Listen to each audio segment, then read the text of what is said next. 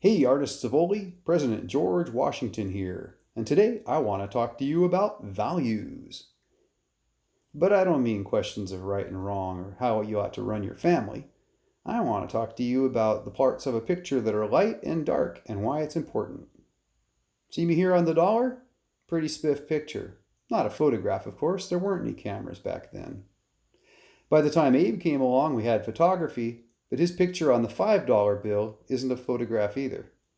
If you look up really close on these, what you'll see is a whole bunch of teeny lines.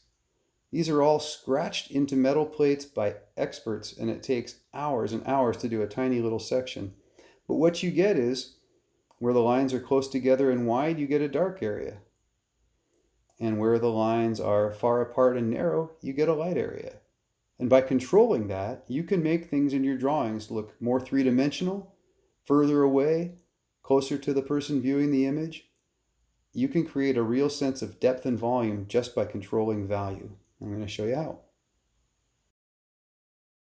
So here's a little drawing of a cube, and because we have a little bit of perspective already in, you can tell it's a cube and it's three-dimensional.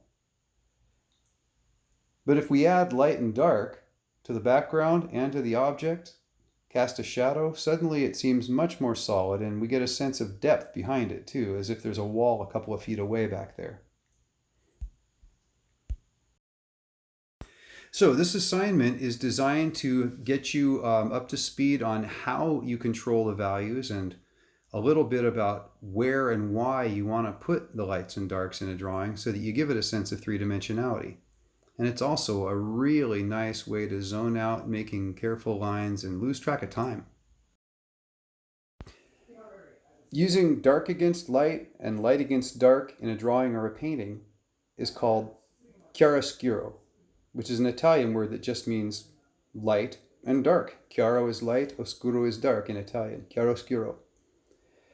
And artists have been using this technique for hundreds and hundreds of years. Here's a drawing from the year 1506, if I'm reading that right, by a German guy named Albrecht Dürer, who did beautiful stuff like this, incredible dimensionality. Hollywood absolutely loves chiaroscuro. It creates that classic bombshell movie star look like Veronica Lake here. Here's someone more recent that you might recognize. Beauty never goes out of style, and this is a great example of Beyonce and chiaroscuro.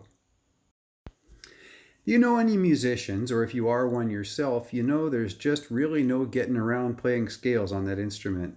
No getting around practicing. And the more carefully you practice, the better you sound when you're really cut loose on stage, too. So, we need to get you some really good fundamentals, some good control, some good understanding, and start talking about how light behaves, shadows, reflections, and stuff, because it's a little more complicated than you might think. First thing, though, is just to get really good with your drawing tools. So let's get set up. Get your drawing surface, your book, or your drawing board, or whatever you use.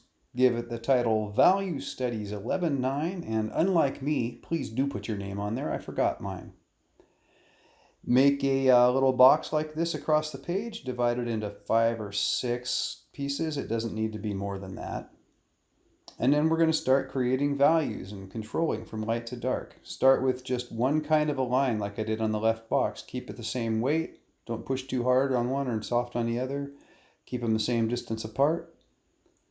And in the second box, just add a layer going the other direction. And in the third box, a diagonal. In the fourth box, the other diagonal too.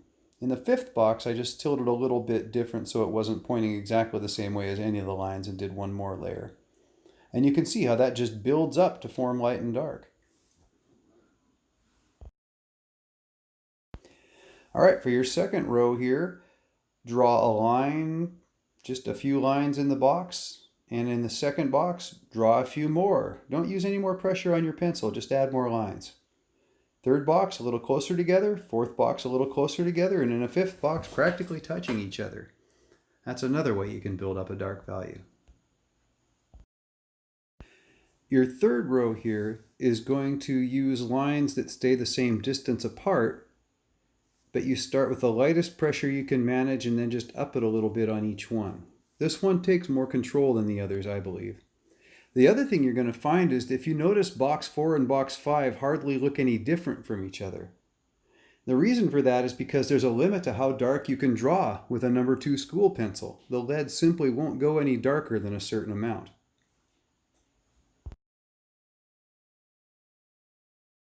All right, so a quick review. We've learned that we can add more lines on top of each other. We can add more lines next to each other. We can change how much pressure we're using on the tool we're drawing with. And those all allow us to control whether an area is light or dark.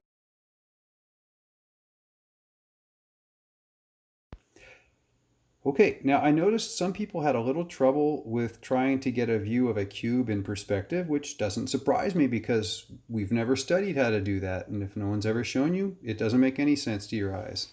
You struggle with it. So the first thing to do is just start with a square like this.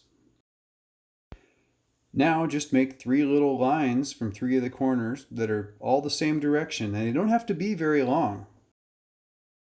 And then we just connect up the ends of those 3 to each other with a couple of straight lines. To make a cylinder, start with an oval like this. Then just draw a couple of lines down and one across the bottom that curves the same as the top, and you got a cylinder. All right, now if you really want to understand how to make things look 3D in a drawing, you need to understand light. Let's think about it. The light in this example is coming from the left and from above, which means that surface 1 on the top is going to get the most light. Surface 2 will get some, but not as much. And surface 3 will be quite dark. So go ahead and create yourself a cube like this at the bottom of the page and indicate where your light's coming from, and then use the techniques up above to make 1 a certain tone and 2 a little darker and 3 a little darker, and it will look 3D. Now, the cylinder is a little different because instead of having flat surfaces that can be more or less all one tone, you've got a fade from 2 to 3 as the light falls off. So think about the techniques we used up above. Which would be a good one for making a fade between a light area and a dark area? Remember, 1 is one tone, 2 is a little darker, and 3 is a little darker. I will leave that for a little bit of a challenge for you. Looking forward to seeing these.